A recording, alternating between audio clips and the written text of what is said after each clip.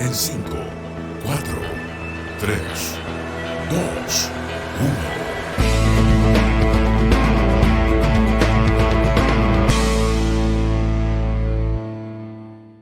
Buenas tardes, bienvenidos a un nuevo capítulo de TX Health.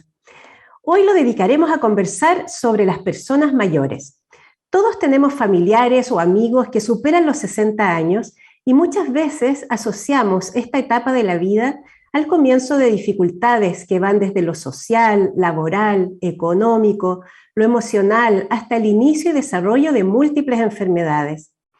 Es una realidad que hoy vivimos más y somos los más longevos de la región. Chile es el país de Sudamérica que más rápidamente ha aumentado la expectativa de vida al nacer. Hoy vivimos hasta los 79,5 años en promedio y específicamente las mujeres superamos en expectativa de vida a los hombres. Pero también hay mucha desigualdad en términos socioeconómicos relacionada con la discapacidad. Las personas mayores de menores ingresos están mucho más limitadas físicamente. Hay que buscar la forma de darle sentido a estos años, mejorar la salud y disfrutar lo más posible. No basta con vivir más, hay que hacerlo de manera saludable. Como llegamos a la tercera edad depende de cada uno, incluso de los hábitos de vida que se han tenido desde la juventud. También gran parte de encontrar ese bienestar en esta etapa de la vida depende de lo que hagamos como comunidad y de los espacios que se abran a las personas mayores. Hoy conversaremos con dos expertos, el presidente y el expresidente de la Sociedad de Geriatría y Gerontología de Chile. Primero hablaremos de por qué es importante consultar a un geriatra y de consejos para disfrutar de una buena salud en esta etapa de la vida. Y en el segundo bloque abordaremos cómo el Hospital Digital del Ministerio de Salud ha abierto espacios de atención y capacitación y promueve la salud de las personas mayores a nivel nacional. Los invito a escuchar música y de regreso conversamos de la salud de las personas mayores, tema que a todos nos afecta porque envejecer es parte de la vida. Y ya estamos conectados con el doctor Rafael Jara, es presidente de la Sociedad de Geriatría y Gerontología de Chile. ¿Cómo está, doctor? Muchas gracias por aceptar nuestra entrevista. Hola, buenas tardes, ¿cómo están ustedes? Bien, doctor, para poner en contexto voy a dar algunas cifras. Por ejemplo, se estima que el 17,6% de la población chilena es mayor de 60 años, lo que equivale a 3.472.243 personas. Como dato aparte, el 84,5% de ellos son beneficiarios de FONASA.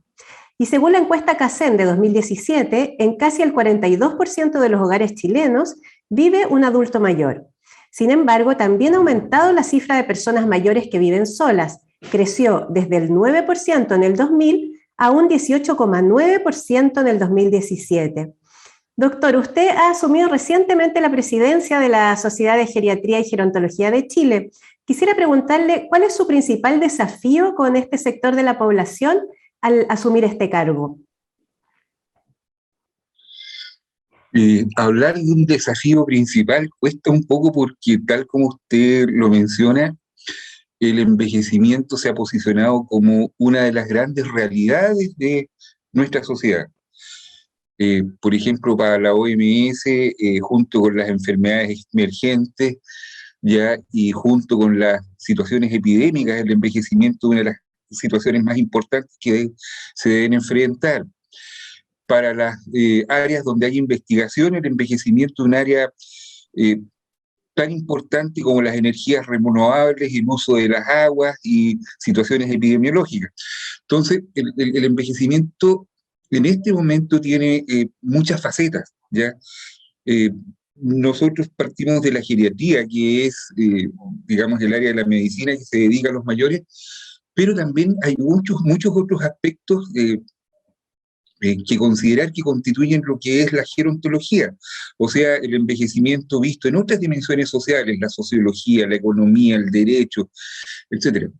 Entonces, hago este pequeño rodeo para explicar que es más o menos difícil elegir una tarea importante, pero resumiendo, hay dos cosas. Uno, que hay muchos conocimientos en este momento que hay muchas personas mayores con muchas enfermedades que tienen unos envejecimientos de distintas calidades. En este momento hay muchos conocimientos que permitirían que la gente, la población, accediera a un envejecimiento de buena calidad. O sea, entregando buenos elementos, enseñando lo que es el envejecer, enseñando fisiología, salud, educación para la salud y dando una serie de instrucciones, podríamos lograr que la población en general, y esto con mensajes dirigidos a distintas etapas del ciclo de vida, a los niños, a los jóvenes, a los adultos jóvenes y a los mayores, podríamos enseñar a cómo envejecer bien y cómo mantenerse en buenas condiciones. Esa es una de las metas probablemente más anheladas por el grupo que está empezando en este minuto a dirigir la sociedad de geriatría. Doctor, y Eso, sobre lo mismo... ya, dígame. Ya, eso, y aparte de enseñar lo que es el envejecimiento, es preocuparnos justamente de entregar las bases y el interés en distintas áreas que son diferentes a la medicina. Hay áreas de convivencia, hay problemas sociales, hay problemas de derechos, hay situaciones que atañen a la economía, como por ejemplo el trabajo en los mayores, el derecho de las minorías, etcétera, los derechos humanos. Hay un montón de elementos que hay que revisar y que probablemente tengamos que abordar en distintas facetas. De hecho, ingresé al portal vocesmayores.cl y vi que hay muchas como entidades, organizaciones, fundaciones que patrocinan también iniciativas como de diálogo de las personas mayores. Bueno, si nos puede contar un poquito qué es eso, y después le pregunto algo que es clave, que es lo que anunció usted antes, de cómo llegar bien a nuestra etapa de envejecimiento.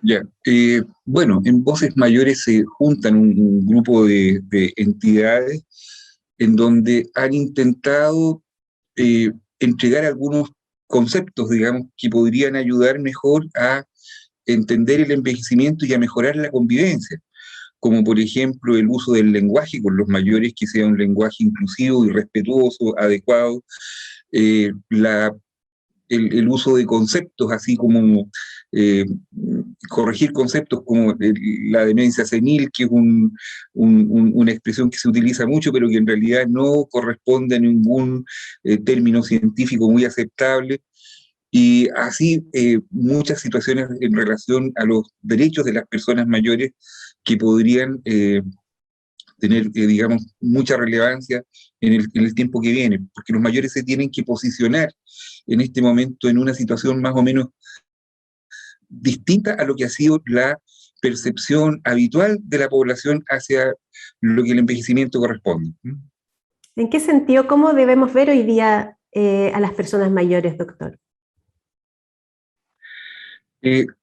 Existe en la sociedad una concepción de que los mayores en general reúnen una serie de características que los definen y que en realidad no son muy reales.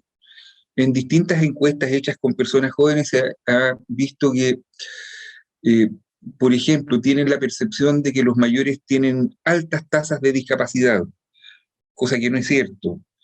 Piensan que los mayores en general se van a deteriorar, cosa que tampoco es muy real, ¿ya? Tienen la percepción de que los mayores tienen limitaciones físicas y limitaciones mentales y que en general tienen menos capacidad para abordar distintas tareas.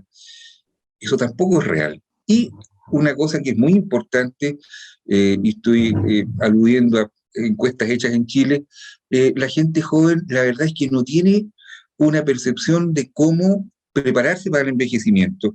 Y la mayoría de la gente no ha hecho nada por prepararse para su envejecimiento. Eso me gustaría que nos dijera, que aprovecháramos de educar y dar estos consejos, doctor. Desde lo más jóvenes posibles, ¿cómo deberíamos prepararnos para llegar bien a esta etapa de la vida? Bien, el envejecimiento es una situación que nos va a afectar a todos en algún momento y que está ganando un espacio muy grande en lo que es la demografía. O sea, hoy en día la gente está viviendo con una expectativa de 81 años y algo más.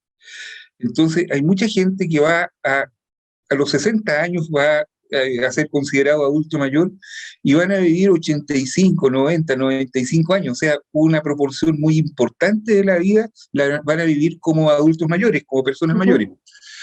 Entonces, para prepararse para esa etapa se necesitan hacer varias consideraciones. Una, nosotros nos deterioramos por 4 causas en general. Una son las enfermedades, que es lo más lógico, ¿ya? Que dejan secuelas y que, sobre todo las enfermedades crónicas que van provocando daño. Pero también hay un deterioro por los abusos. El alcohol, las drogas, el tabaco, la vida arriesgada, el conducir con riesgo, el sexo inseguro que puede traer una enfermedad de transmisión sexual crónica, el trabajar en ambientes inadecuados, son situaciones de abuso que pueden provocar un deterioro y que no se consideran inmediatamente como una causa. Lo otro son los desusos, las cosas que dejamos de hacer. Por ejemplo, si en el momento de jubilar estábamos acostumbrados a hacer un trabajo con alguna actividad física, a levantarnos temprano, a tener un trabajo intelectual más o menos intenso, dejar de hacer eso significa inmediatamente un desacondicionamiento y posteriormente una atrofia de las capacidades y de las características físicas de los musculares o cerebrales que van a implicar un deterioro progresivo. Entonces, considerando eso, la cuarta causa es el deterioro de los órganos, el deterioro normal, digamos, de los órganos, pero los órganos bien cuidados pueden durar mucho tiempo. Si yo cuido mi hígado sin ingerir alcohol, sin ingerir sustancias tóxicas, mi hígado va a funcionar mucho tiempo. Si cuido mi oído, evitando el trauma acústico y evitando las infecciones en el oído, mi oído va a ser bueno durante toda la vida. Lo mismo la dentadura, lo mismo la vista, la piel, etc. Entonces, hay algunas tareas que se han definido para lograr esto. Y en general son una buena alimentación, ¿ya? Y una buena alimentación para los mayores, para todo el mundo, para llegar hasta una edad avanzada en buenas condiciones, podría ser la dieta mediterránea, ¿ya? La dieta mediterránea que todos pueden buscar, googlear, es una dieta que se da en los países de la cuenca del Mediterráneo, donde se come poca carne, se come bastante pescado, muchas frutas, verduras, legumbres, frutos secos, cereales integrales, y lo que le gusta a mucha gente, una copa de vino tinto al día, ¿ya? Una comida agradable, etcétera, y que permite que la gente esté bien. Segundo, hacer mucho ejercicio. ¿Cuánto? Las recomendaciones en general hablan de 1 hora por 3 veces a la semana al menos, pero en realidad podría ser mucho más. Nosotros estamos hechos fisiológicamente para tener mucha actividad física. Entonces, si tenemos 6, 7, 8 horas de actividad física más o menos intensa a la semana, vamos a proteger todos nuestros órganos. El ejercicio ayuda al sistema respiratorio, al sistema cardiovascular, corrige la depresión. El ejercicio incide de modo muy importante en mantener las capacidades intelectuales, en evitar el deterioro cognitivo y la demencia. Ayuda al aparato digestivo, al género urinario, a la piel, al aparato locomotor. Entonces, tiene un impacto muy grande. Otro elemento importante son las relaciones sociales. Es muy importante tener contacto con otras personas, tener amigos, tener una buena relación con la familia, una buena relación con los vecinos y los compañeros de trabajo. O sea, me refiero, los amigos los elige uno, pero todos los demás no, muchas veces no los puede elegir uno, pero sí uno puede generar estupendos climas de convivencia. Y eso se ha visto que incide de una forma muy importante como prevención al deterioro cognitivo y genera además redes de apoyo y redes de contacto que ayudan a un envejecimiento adecuado. Otras cosas que son importantes es evitar el deterioro cognitivo, cuidar mucho las capacidades intelectuales. ¿Y eso cómo se logra? Tal como lo decía con ejercicio, el ejercicio evita las enfermedades vasculares a nivel cerebral. El ejercicio también tiene un efecto que libera unas sustancias en el cerebro que son las endorfinas, que tienen un efecto antidepresivo y euforizante, que hacen que una persona se sienta bien, así que nos ayuda a tener un ánimo en alto. Y el ejercicio incide muy bien en mantener la cantidad de neuronas en una cantidad adecuada y en una buena situación funcional, porque se liberan, haciendo ejercicio, unas sustancias que se llaman factores de crecimiento neural. Y los factores de crecimiento neural son unas estructuras moleculares que llegan a la neurona y ordenan que esa neurona produzca estructuras como membranas y órganos subcelulares, bueno, una serie de elementos que permiten que la neurona se mantenga sana. Son como un refaccionador de neuronas. Es como si yo en una casa ingreso y ordeno que se pinten los muros, que se reparen las llaves, que mejoremos el piso y que arreglemos las ventanas. Para las neuronas, los factores de crecimiento neural que se generan en las personas que hacen ejercicio producen este efecto. ¿Qué ejercicios son los más? Estrés. Sí, ¿qué ejercicios son los más indicados en ese sentido, doctor? En general, ejercicios a ver, por una parte ojalá ejercicios aeróbicos que permitan que la persona pueda mantenerse mucho tiempo con una respiración cómoda sin un agotamiento intenso. Segundo, se ha visto que los ejercicios que ayuden a subir el ánimo, los ejercicios lúdicos, el juego, ¿ya? Esos ejercicios que no nos cuesta hacer porque estamos entretenidos. Usted ha visto a los niños cuando juegan que cuesta mucho pararlos, cuando uno ya los tiene qué sé yo, llegar dentro de la casa o acostarlos, en fin. Esa actitud dinámica frente al ejercicio es muy deseable, un ejercicio que sea entretenido, ¿ya? Tercero, tiene que ser un ejercicio bastante intenso, ya que permita un gasto energético importante, y se ha visto que para los efectos cognitivos los ejercicios rítmicos son ejercicios que pueden ayudar mucho a que la cognición se mantenga, ¿ya? Perfecto. Pero hay otros elementos, por ejemplo, controlar el estrés. El estrés provoca, por un aumento del cortisol, un daño directo en los hipocampos, que son estructuras del cerebro en donde se reconfiguran los recuerdos, por decir así. El hipocampo es la estructura del cerebro que cuando uno tiene el inicio de un recuerdo, permite armar el resto del recuerdo. Por ejemplo, si yo pienso en una guitarra, ¿ya? El hipocampo es el que me trae de recuerdo la música que yo he escuchado, la forma de tocarla y las circunstancias en que yo he estado junto a la guitarra como concepto, ¿ya? Entonces, cuando el hipocampo se daña, estas asociaciones que permiten construir los recuerdos se deterioran. Entonces, hay que disminuir la depresión porque también es una forma de estrés, ¿ya? Doctor, y bueno, sí. Perdón, es que respecto de ese punto de la depresión, de la salud mental, bueno, lo hemos visto ahora en la pandemia, ¿no es cierto? Pero además, la gente cuando jubila, por ejemplo, cuando cambia sus rutinas, o cuando por alguna razón le quitan la licencia de conducir, son motivos concretos que muchas veces llevan a la depresión. ¿Cuál cree usted que es la mejor manera de enfrentar estos cambios en la vida para que realmente no nos tiren para abajo?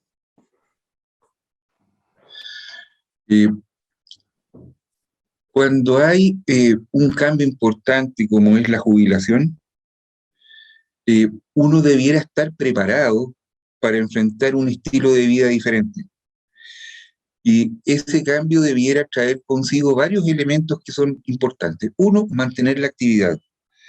Mantenerse en una actividad que puede ser hasta un trabajo distinto, hasta una afición, una actividad que sea muy satisfactoria y muy, digamos, que nos llene mucho y que nos pida esfuerzo. Que tengamos que realizarla con algún grado de desafío. Lo otro es mantener el contacto con las demás personas.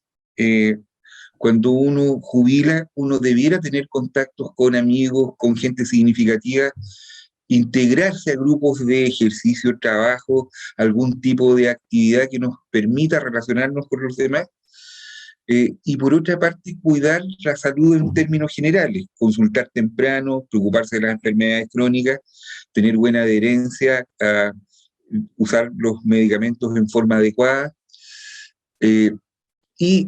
por otra parte, cuidar el estado de ánimo, manteniendo el ánimo en alto y manteniendo una actitud adecuada frente a lo que nos esté pasando, ¿ya? Saber cómo enfrentar las dificultades diarias en una forma serena, tranquila y muchas veces con la guía de algún grupo de ayuda en las personas mayores. Doctor, uno en general va al doctor cuando está enfermo, ¿no es cierto? Pero ¿cuándo va al geriatra? ¿Es necesario ir antes, por ejemplo, para prevenir, para llegar bien a esta situación? ¿Cuándo y qué hace el geriatra cuando va una persona a consultarlo? Efectivamente, nosotros tenemos la costumbre de ir al médico cuando ya estamos enfermos y a veces cuando ya no damos más, ya cuando ya estamos realmente preocupados. Pero la mejor consulta al geriatra es la que se hace en términos preventivos, que se puede hacer incluso muy temprano en la vida, a los 40 años, a los 45 años, uno ya encuentra factores de riesgo, encuentra patologías crónicas y puede hacer intervenciones, hacer recomendaciones que permitan un envejecimiento más adecuado. Entonces, ir a ver al geriatra sin tener ningún síntoma implica presentar la historia médica, las enfermedades que se han tenido, los síntomas que pudiera tener por una enfermedad actual, y eso permite hacer un reconocimiento del paciente, pedirle un set de exámenes grandotes para una vez en la vida como una gran revisión para ver qué factores de riesgo puede haber o qué cosas se pueden entregar. Y una vez que eso se ha hecho, se hace una evaluación del estado cognitivo, se toman pruebas para saber cómo está el estado mental, tanto en el ánimo, para ver si hay depresión, o en la cognición, para ver si hay algún deterioro de las capacidades intelectuales. Se ve la evaluación funcional, cómo está la capacidad de realizar actividades de la vida diaria, ya se ve también cómo está el entorno social. Los geriatras nos preocupamos de la familia, del contacto social y de los recursos que pueda tener el paciente para poder enfrentar. Y con todo eso, uno puede hacer una serie de recomendaciones respecto a situaciones de patología que uno encuentre, pero fundamentalmente respecto a elementos de estilo de vida que podrían permitir que la persona se mantenga en buenas condiciones en forma personalizada, digamos, ¿ya? Recomendar un tipo de ejercicio, recomendar un tipo de alimentación o recomendar un estilo de relacionarse con los demás para poder enfrentar con éxito el contacto con otras personas y, digamos, evolucionar en buenas condiciones hacia el futuro. O sea, es una visión muy integral. Es un médico de cabecera en ese momento de la vida, me da la impresión. Doctor, Lo que pasa es que en la geriatría se ha visto que normalmente en la medicina nosotros vemos que los aspectos biológicos y las enfermedades son lo principal, pero la geriatría se hace cargo de elementos como el estado mental, la conducta, el contacto social, ya, y la situación económica del paciente, porque todo eso incide en la salud, incide directamente, de una forma muy estrecha, y eso es lo que diferencia la geriatría de otras especialidades. Ya. Doctor, estamos terminando, pero antes me gustaría preguntarle, ¿hay suplementos alimenticios, vitaminas o cosas así que debiesen recomendarse ya pasados los 60 años o depende de cada organismo? Claramente depende de cada organismo y lo principal es tener una buena alimentación. Ya. La recomendación que les di recién, la dieta mediterránea es muy buena. Los suplementos son buenos cuando uno encuentra carencias, cuando hay deterioro nutricional o cuando uno encuentra que falta alguna vitamina, algún elemento determinado a través de exámenes o evaluando el cuadro clínico del paciente. Los suplementos, tomarlos por sí solos, no siempre van a mejorar el estado nutricional del paciente, sino que conviene hacer una evaluación, ordenar la alimentación y de ahí utilizar los suplementos adecuadamente cuando hace falta. Perfecto. Doctor, le queremos agradecer mucho, ha sido muy claro para explicar todo esto, una visión muy integral del envejecimiento, así es que muchísimas gracias por haber estado con nosotros. Y a ustedes Muchas los gracias a invitamos a ustedes una... y estamos a su disposición. Muchas gracias, doctor. Los invitamos a una breve pausa musical y seguimos conversando sobre envejecimiento. Y saludamos a nuestro segundo invitado de hoy, el doctor Gerardo Fache, quien es past president de la Sociedad de Geriatría y Gerontología de Chile y codirector de la Célula de Geriatría del Departamento de Salud Digital del Ministerio de Salud. Buenas tardes, doctor, ¿cómo está? Hola, muy buenas tardes, Carol. Muchas gracias por la invitación. a usted, doctor, por su tiempo. Para empezar, doctor, cuéntenos en qué consiste y cuál es el objetivo de esta célula de geriatría del Hospital Digital del Ministerio de Salud. Bueno, principalmente lo que se busca con la célula de geriatría, que no es la única célula, también existen para otros ámbitos de salud, es reducir la brecha o la inequidad que existe por el déficit de especialistas que tenemos a nivel del país. Para ponerlo quizás de una manera más gráfica, en Chile hay más de 3.200.000 personas mayores y el número de geriatras es del orden de 150. Y la concentración de ellos está prácticamente en un 80% concentrada en la región metropolitana. Eso hace, por lo tanto, que la posibilidad de que una persona, por ejemplo, en la zona norte, donde en la macrozona solamente hay un geriatra para todo lo que son las primeras regiones hasta Ovalle, por ejemplo, y algunos esporádicamente dispersos en la zona sur, impida que una persona vaya a tener la atención que requiere por un especialista en el momento que la requiere. Doctor, ¿y eso por qué se ha dado así? ¿Y se está haciendo algo para que haya más especialistas, más geriatras en Chile? Bueno, esa es una excelente pregunta y aunque suene paradójico, la geriatría es una especialidad relativamente nueva. Comienza como disciplina a mediados del siglo pasado. Los primeros especialistas en Chile se formaron a fines de ese mismo siglo, los años 90, y por lo cual la especialidad en cierta forma se está dando a conocer hace muy poco tiempo. No todas las escuelas de medicina tienen la formación en la especialidad de geriatría o la subespecialidad, y también muchas de las escuelas de medicina dentro de su formación curricular en pregrado no tienen la formación en geriatría. Entonces, una primera barrera que tenemos nosotros es que muchos de los médicos no conocen a qué se refiere la geriatría, y lo que les toca después enfrentar a la mayoría de ellos es un número muy significativo de personas mayores como pacientes y se dan cuenta que no tienen las competencias para darles toda la atención que ellos requieren.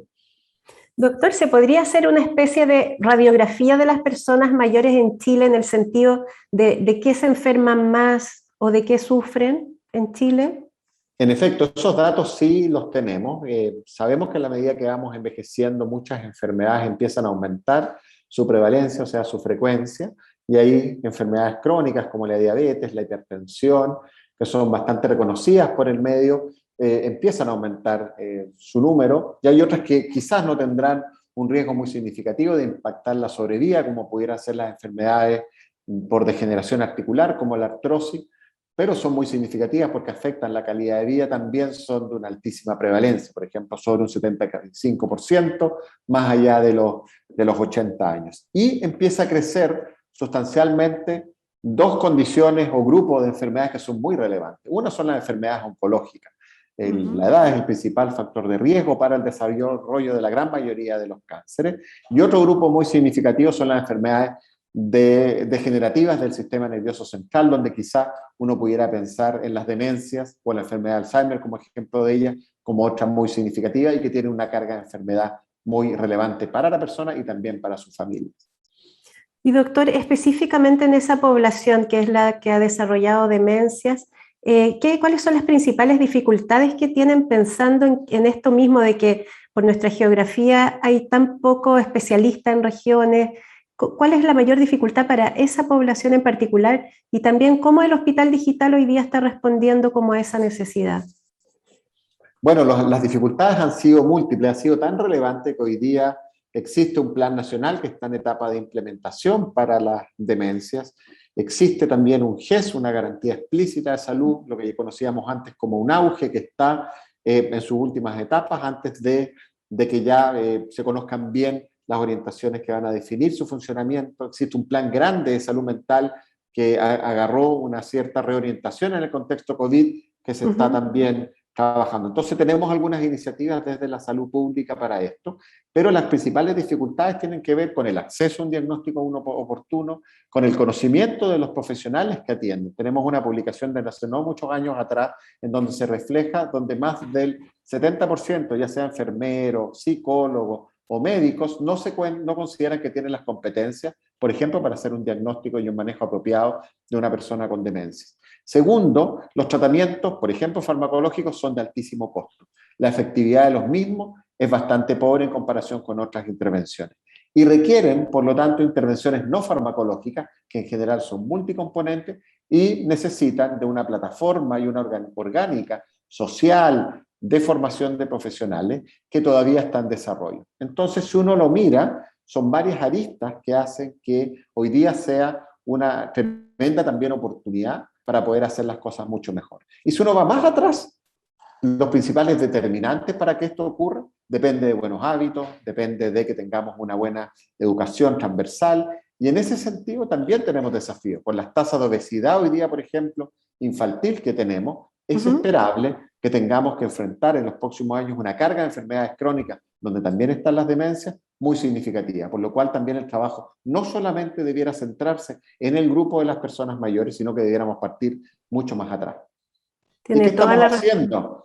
¿Y qué estamos haciendo como hospital digital? Bueno, conociendo que estaba este plan funcionando, sabiendo que había un GES, como hospital digital lo que estamos haciendo es acompañar al proceso diagnóstico para los equipos de salud.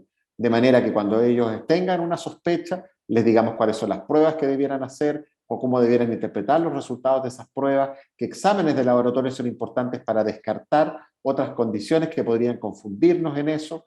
Y en las personas que ya tienen un diagnóstico, ya sea una sospecha o una confirmación, mejorar la pertinencia para que lleguen a los centros más especializados quienes tienen que llegar, que son los casos más complejos, y mejorar la resolución a nivel de la atención primaria, que es donde la gran mayoría de los pacientes podría manejarse. Entonces, es transmitirles las competencias, empoderarlos en esto y mejorar la gestión de los casos.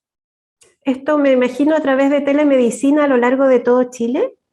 Esa es la gracia y ese es un punto muy importante porque aquí va a dar lo mismo, por lo tanto, que yo esté centrado en Santiago y mi codirector esté trabajando en Antofagasta. Nosotros estamos dando la cobertura independiente de donde sean las problemáticas y nos estamos coordinando con los referentes que existen en cada uno de los diferentes servicios de salud para que ellos nos ayuden en canalizar lo que son las recomendaciones que nosotros estamos haciendo y también generamos una vía libre de comunicación de manera que si hay elementos que hay que ir soslayando, cubriendo o necesitamos, por ejemplo, el apoyo de algún especialista, también hagamos esa gestión dentro de las posibilidades que cada servicio tenga.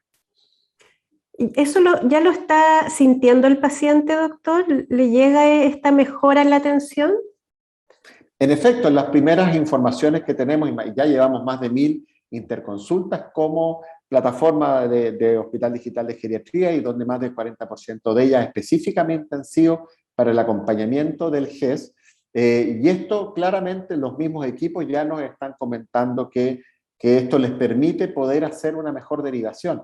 Y por otro lado, por el formato que esto tiene, nosotros aprovechamos también de darles herramientas para que en caso de que presenten casos similares en otra oportunidad, ya sepan cómo manejarlo. Entonces mejoramos también la eficiencia y hay un espacio que uno pudiera decir hasta de capacitación, que inclusive lo hemos formalizado con cápsulas que han sido adaptándonos a las tecnologías que hemos ido aprendiendo a utilizar de manera mucho más frecuente en este tiempo, de una mejor forma. Entonces, han aparecido otras aristas de desarrollo que han hecho que esto sea mucho más robusto que lo que inclusive en algún momento pensamos. Y esto incluye, doctor, que ahora la gente, los pacientes, por ejemplo, de regiones remotas, puedan tener interconsulta mirando a un geriatra por cámara, o esto es directo al especialista, al del hospital, por ejemplo. En esta primera dimensión, que tiene que ver con el número de especialistas que estamos participando en esto de manera directa, es una plataforma asincrónica directamente vinculado con el médico de atención primaria. Hemos generado unos dispositivos sí que han sido interesantes, por ejemplo, con los establecimientos de larga estadía, lo que coloquialmente se conoce como los hogares. En especial en el desarrollo de todo lo que fue la parte más crítica de la pandemia, generamos un vínculo directo donde el personal del establecimiento de larga estadía se podía comunicar con un médico que hacía de enlace y eso lo hacían de manera telefónica, a través de un WhatsApp, de una manera bastante expedita, y en los casos en que el médico sintiera que necesitaba el apoyo de un geriatra, se comunicaban también con nosotros de manera directa y haciéndolo, por lo tanto, los tiempos mucho más rápidos. Doctor, ¿cuándo empezó a implementarse esta célula? La célula de geriatría nace, y aquí va a sonar casi como tragicómico, nace en noviembre del 2019. O sea, la primera gran barrera fue el levantamiento social y todo lo que vino asociado a esto. Después nos tocó enfrentar todo lo que ha sido para todos esto tan dramático de la pandemia por el coronavirus. Entonces hemos visto ahí cómo diferentes situaciones que al final lo que sirven es de aprendizaje para que uno vaya viendo cómo se hace necesario y también nos hace sentido a nosotros lo fundamental que significa la implementación de tecnología en un país como el nuestro, donde las distancias son largas. Nosotros cuando presentábamos las células en los distintos servicios, mostrábamos la realidad pre-pandemia, pre-levantamiento social, con todas las dificultades que había para acceso a los profesionales de la salud. Imagínense cómo cambió esto en el escenario de pandemia, donde la atención primaria hubo un periodo que ni siquiera estaba disponible. Entonces, evidentemente, estos son aprendizajes que nos dicen que esto llegó para quedarse. Lo que tenemos que hacer es quizás potenciar áreas como las que usted planteaba recién, Carol, cómo podemos hacer esto mucho más cercano. Donde también ahí hay un diagnóstico muy importante que hacer es cómo facilitamos esta brecha digital que existe entre las personas mayores y el uso de tecnología, cómo permitimos también que la tecnología sea lo suficientemente robusta para que las comunicaciones sean realmente efectivas. Necesitamos que haya internet en los lugares, necesitamos que la gente tenga los dispositivos adecuados, que sepan utilizarlos, y ahí hay temas que están actualmente dentro de los desafíos grandes a ir implementando. Pero sabemos, eso sí, que a pesar de la cantidad enorme de prejuicios que hay sobre las personas mayores y estereotipos, han mostrado ahí otro gran ejemplo de resiliencia, de adaptación, y han incorporado las tecnologías, muchos de ellos, y quizás con algunas dificultades, unos más que otros, muchos hoy día se manejan ya de manera adecuada con plataformas como Zoom, como estamos nosotros hoy día, con WhatsApp, con videollamadas, y se ha convertido en tremendo insumos para ellos para comunicarse y mantenerse conectados con sus familias, por ejemplo. Doctor, ¿qué le ha sorprendido a usted de esta experiencia desde que está implementada? Hay sorpresas que son positivas y sorpresas que son negativas. Partamos de la negativa, las tremendas inequidades que hay y la falta de conocimiento que tenemos en distintas áreas, en especial en lo que tiene que ver con el cuidado de las personas mayores, y también la tremenda inequidad con el acceso a tecnología. Eso es algo muy llamativo. Y hay muchos centros de salud que una de las limitaciones por las cuales no podían hacer uso del sistema era que no contaban, por ejemplo, en el consultorio con las tecnologías apropiadas. Situaciones que uno pensaría que en un país con la imagen que uno va proyectando, que mire internacionalmente lo que significa Chile, no era una realidad que uno podía pensar que todavía estuviera ocurriendo. Y por otro lado, mirándolo en la perspectiva yo positiva, que creo que es donde tenemos que llegar, hay una tremenda ganas de poder hacer las cosas mejor, hay una tremenda voluntad de las personas en trabajar y en hacer las cosas también bien, de aprender nuevos desafíos, de ir probando nuevas iniciativas. Nos han llegado nuevas ideas. Esto inicialmente estaba pensado solamente para médicos, ahora estamos incorporando otros profesionales de la salud, porque son muchísimos los que necesitan también poder ahí contar con una atención, por ejemplo, del lado nuestro de los especialistas. Cómo nos comunicamos mejor con los otros colegas de otras disciplinas, porque la persona mayor no solamente es la persona mayor, es una persona con diabetes, con una insuficiencia renal. Cómo nos comunicamos con las nuevas células, cómo hacemos esto más cercano a las personas, cómo las mismas personas pueden llegar, ojalá en algún momento, a ser ellos mismos quienes nos interconsultan. Entonces, aparecen desafíos enormes, oportunidades, por lo tanto, igual de grandes, y que hacen pensar que podemos hacer un montón, y que aquí lo que hay que primar principalmente es la imaginación y generar los espacios para ir dando estos pasos. Doctor, me imagino que hay otros profesionales de la salud como kinesiólogos, fonoaudiólogos, terapeutas ocupacionales, que también son claves en el manejo del adulto mayor y que esto le puede servir mucho, ¿no? Porque a lo mejor los adultos mayores no tienen el acceso al geriatra, pero sí pueden tener terapias diarias que lo ayuden a estar mucho mejor, ¿o no? En efecto, claro, por ejemplo, en la célula de geriatría nosotros tenemos la suerte de contar con un farmacéutico clínico, que es parte del equipo directo de la célula de geriatría, y nosotros lo interconsultamos cuando tenemos ahí la necesidad de discutir sobre el tema de los tratamientos farmacológicos. Pero si uno es práctico y uno ve la realidad, ¿quiénes pasan mucho más tiempo con los pacientes? No son los médicos, nosotros estamos unos minutos en una cosa muy puntual, pero estas relaciones de confianza sean mucho más con los enfermeros y enfermeras, con los kinesiólogos, con el equipo de terapeutas, como usted bien dice, psicólogos, trabajadores sociales, fonoaudiólogos. Entonces nos vamos dando cuenta que, y esto es uno de los fundamentos que sustentan la manera como trabajamos en la geriatría, que si no existe un modelo interdisciplinar de trabajo, De partida, la información que manejamos, siendo súper práctico y concreto, es insuficiente, es parcelado. O sea, lo que podemos ofrecer es totalmente una parte de lo que realmente la persona va a requerir. Y por otro lado, permite que este trabajo mancomunado haga que cada uno vaya adquiriendo más competencias de trabajo. Y por otro lado, permite también fortalecerse en los focos que la persona realmente necesita. Cuando uno levanta la información, por ejemplo, podemos notar que la persona lo que más necesita es un apoyo desde la perspectiva de la salud mental. Entonces, activamos esa línea y quienes mejor maneja esto van dándonos esos insights y en paralelo vamos trabajando la parte física, nutricional, vamos potenciando, ajustando los medicamentos para que no interfieran con esto, porque todo el problema al final no es la enfermedad sola, el colega que va a trabajar en ese ámbito, sino es una persona que tiene la enfermedad.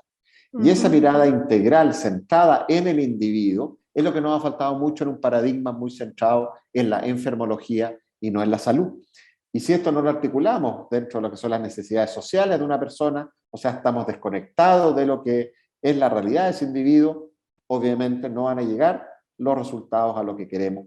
Entonces, ahí hay una oportunidad de poder generar también los vínculos mucho más cercanos y que la atención primaria se están desarrollando también para trabajar realmente en equipo.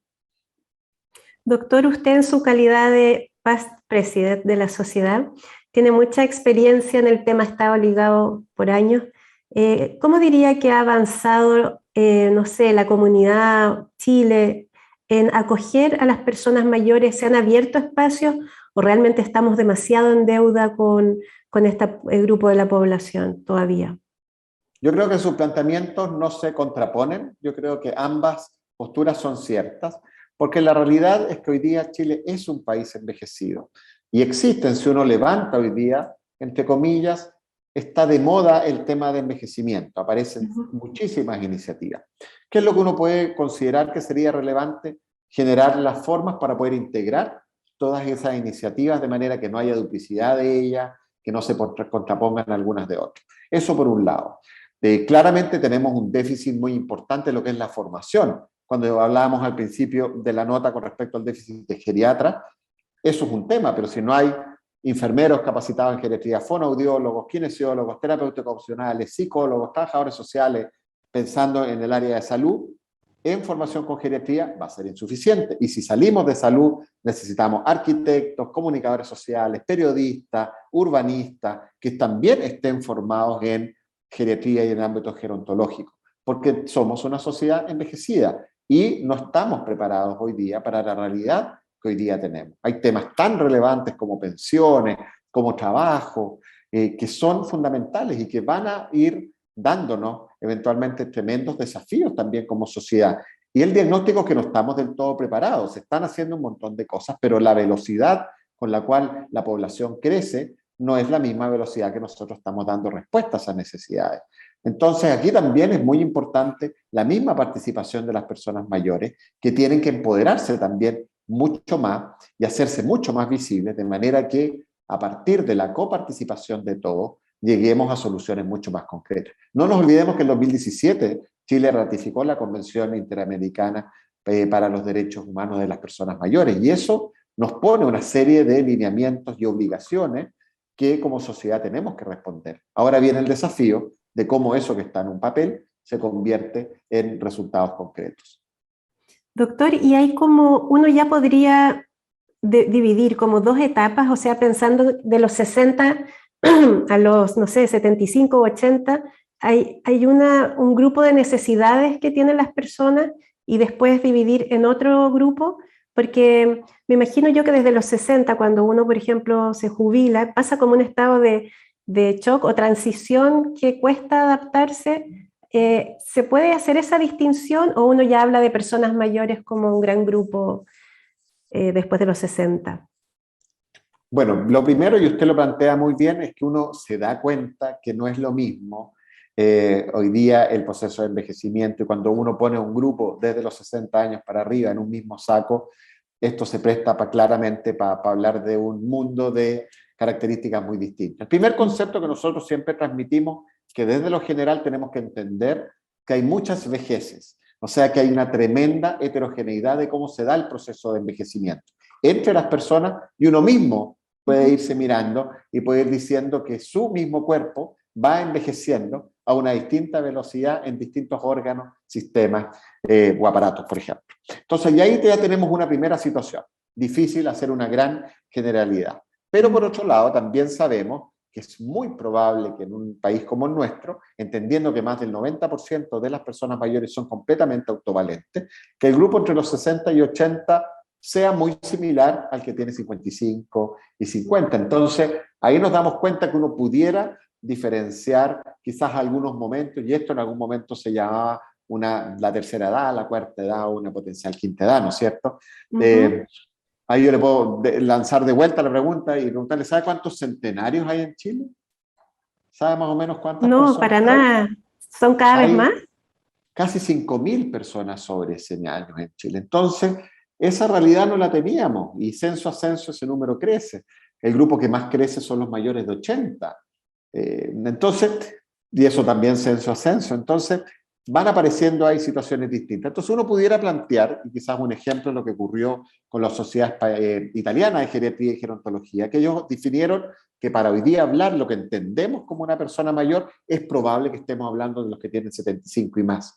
Y es altamente probable que los que tengan 75 y menos podamos pensar que lo que está ocurriendo al final es que la adultez ha ido creciendo y expandiéndose y ha tomado los primeros años de lo que hablábamos de personas mayores. Y el grupo de personas mayores con esta imagen, donde empiezan a haber más dificultades y una concentración mayor de enfermedad, se corre a un grupo que esté más cercano probablemente a los 80. Esa imagen del viejo que uno puede tener más agachado, con anteojos poto de botella, con un bastón, hoy día es una realidad que vemos quizás con más frecuencia sobre los 90. Pero podemos tener hoy día personas de 80 completamente vigentes, muchos de ellos trabajando, a veces por necesidad, y que nos representan estos estereotipos. Doctor, tenemos que ir cerrando esta entrevista que ha estado súper interesante. Me gustaría solamente que usted nos diera el último mensaje. ¿Qué sueña con este proyecto de la célula de geriatría? O sea, ¿qué pasos vienen y cuál es como el sueño que usted ve por el cual está trabajando? Bueno, nuestro gran desafío es que no hayan personas mayores que no hayan sido evaluados por la célula de geriatría, de manera que podamos realmente hacer que la atención integral sea una realidad, sumar a todos los profesionales, no solamente que seamos hoy día 2 geriatras y un farmacéutico clínico quienes estamos participando en esto, sino que tengamos una gran red que permita a nivel de todo el país convertir esto que hablamos, una reducción de una brecha en una realidad tangible. Y eso es probablemente lo que va a ir generando ahí los eslabones necesarios para que oportunamente las personas mayores lleguemos antes, no lleguemos después. Y eso es lo que habitualmente nos ocurre a nosotros en la atención geriátrica. Y ojalá después vayamos transmitiendo esto, que nuestra educación en lo que es geriatría y gerontología nos convierta en una sociedad culta en esto, en lo que significa la vejez, y lo miremos como una perspectiva, como una tremenda oportunidad, una etapa de experiencia, de aprender del otro y de trabajar también con un ejemplo de conexión y solidaridad inigualable, que es lo que debiera hacernos mirar para adelante. Es verdad, doctor. Muchas gracias por su tiempo, por todo lo que nos ha hablado hoy día. Y bueno, hablar de este tema justamente es visibilizar a un grupo tan grande de la población y ojalá lo miremos cada vez como con más alegría, con más optimismo y con más ganas de llegar a esa etapa porque se pasa bien también, ¿cierto? Muchas gracias, doctor. Y a todos nuestros auditores los dejamos invitados como siempre, martes y jueves, en vivo con distintas entrevistas de medicina y salud que podrían ayudar a mejorar tu calidad de vida. Muchas gracias. Chao, chao, doctor. Gracias. Que esté bien. Muchas gracias. A seguir cuidándose. Así es. Buenas tardes.